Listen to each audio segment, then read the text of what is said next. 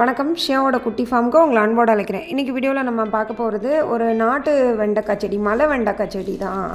இது வந்து நமக்கு பழைய அக்ரிஇன்டெக்ஸ் 2 இயர்ஸ் பேக் நான் அக்ரிஇன்டெக்ஸ் போகும்போது அங்கே அந்த நண்பர்கள் பகிர்ந்துக்கிட்ட விதை அது பத்திரமா வச்சுருந்தேன். போட்டு பார்த்தேன், நிறைய விதைகள் போட்டேன். பட் 2 விதை தான் இதில் முளைச்சிது. அதுக்கப்புறம் இன்னொரு இடத்துல போட்டிருக்கேன். இதோட இலைகளை பாருங்கள் எவ்வளோ அகலமாக இருக்குது. வெண்டைக்காயும் நல்ல தடிமனாக இருக்கும். நான் ஏற்கனவே ஒரு வீடியோ போட்டிருக்கேன், அது நிறைய பேர் பார்க்கல. முடிஞ்சு அதில் போய் பாருங்கள்.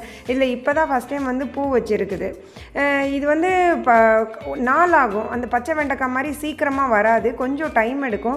ஆனால் டைம் எடுத்தாலும் இந்த வெண்டைக்காய் வந்து நல்லா தடிமனாக இருக்கும், ரொம்ப டேஸ்ட்டாக இருக்கும். ஒரு 10 செடியாவது குறைஞ்சபட்சம் நமக்கு வந்து வெண்டைக்காய் செடி இருந்தால் தான் நம்ம ஓரளவுக்கு பொரியலுக்கு எடுக்கிற அளவுக்கு இருக்கும். நான் வந்து 10-15 விதை போட்டேன், பட் அது வரல. அதுக்கப்புறம் அடுத்த பேட்ச் ஒரு விதை போட்டிருக்கேன். அதுதான் இது எல்லாமே விதை போட்டு செடியெல்லாம் வந்திருக்குது. இந்த இடத்துல ஒரு 7-8 செடி இருக்குது. ஆனால் இது பார்த்திங்கன்னா திருப்பியும் இந்த கோரப்புல் வந்து ஃபுல்லாக அமுக்கிருக்கு. இதை நான் எப்படி திரும்ப எடுக்க போகிறேன்னு தெரியல. மரக்காலத்தில் கூட கொஞ்சம் செதுக்கி எடுத்துட்டேன். இனி தண்ணி ஊற்றிட்டு தான் கொஞ்சம் கொஞ்சமாக செதுக்கி எடுக்கணும். இந்த வெண்டைக்காயை பொறுத்த வரைக்கும் அவ்வளோவா பூச்சி தாக்குதெல்லாம் வராது. கொஞ்சம் ஈஸி நம்ம பச்சை வெண்டைக்காய் வளர்க்குறத விட.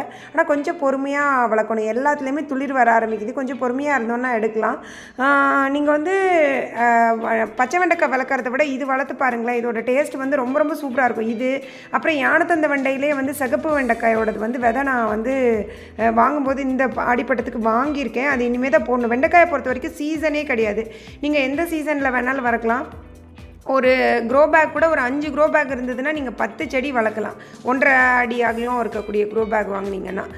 இது வந்து நீங்கள் உங்கள் வீட்டு மாடி மேலே கொஞ்சம் இடம் இருந்ததுன்னா முயற்சி பண்ணி பாருங்கள். வீடியோ பிடிச்சிருந்ததுன்னா லைக் பண்ணுங்கள். Thank you very much.